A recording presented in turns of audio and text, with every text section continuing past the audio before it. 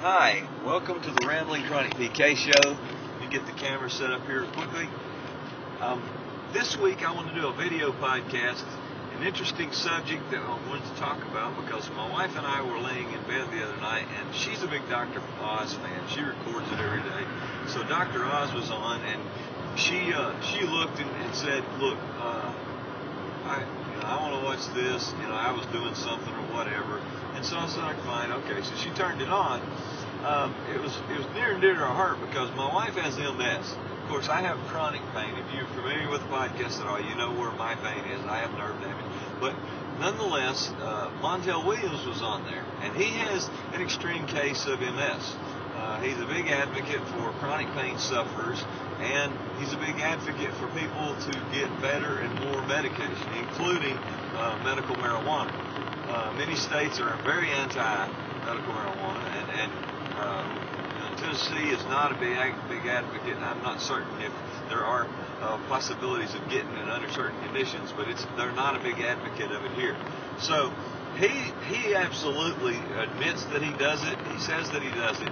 But again, he doesn't work a normal person's job where they're going to have drug tests and they got to stay coherent during the day and their livelihood depends upon the fact that they do not do this.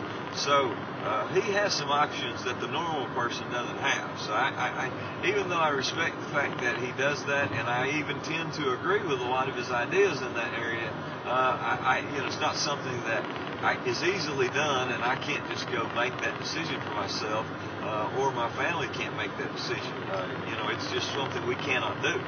So, I have to leave that subject alone. But the next subject that he addressed was doctor-assisted suicide.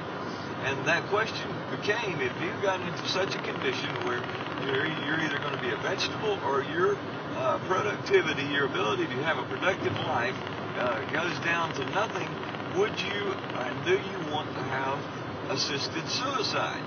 And it was interesting because what they covered was, people who were like in a wheelchair and they were paralyzed in some terribly severe cases.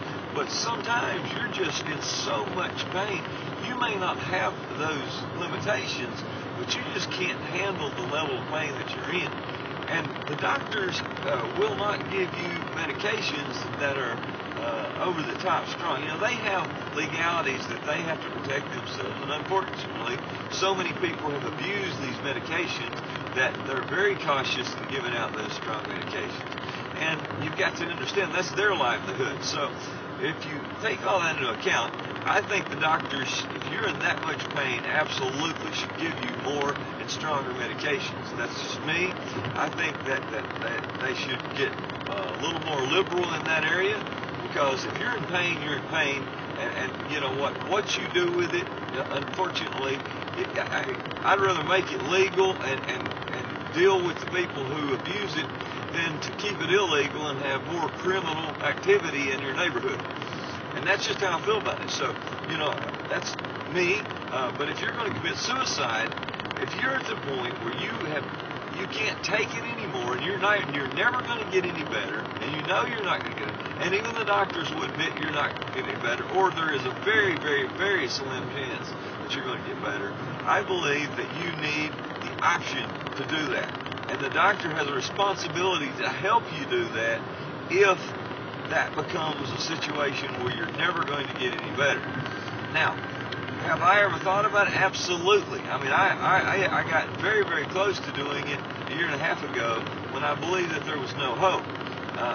There was hope, and unfortunately, I did not make a singular decision, which I do not believe in making your own decision singularly. I believe you need someone who is more objective to help you make that decision, who feels similar about the subject as you do. So fill out the legal paperwork for proxy in your behalf, as well as a living will. If you do not fill out these documents, you kind of leave your health care and your life in the hands of the doctors and the state. And unfortunately, they're probably not going to abide by your wishes. They're going to abide by more legal situation because the fear of your family suing if they do something wrong, or if they don't play everything just strictly by the strictest of laws and of the book.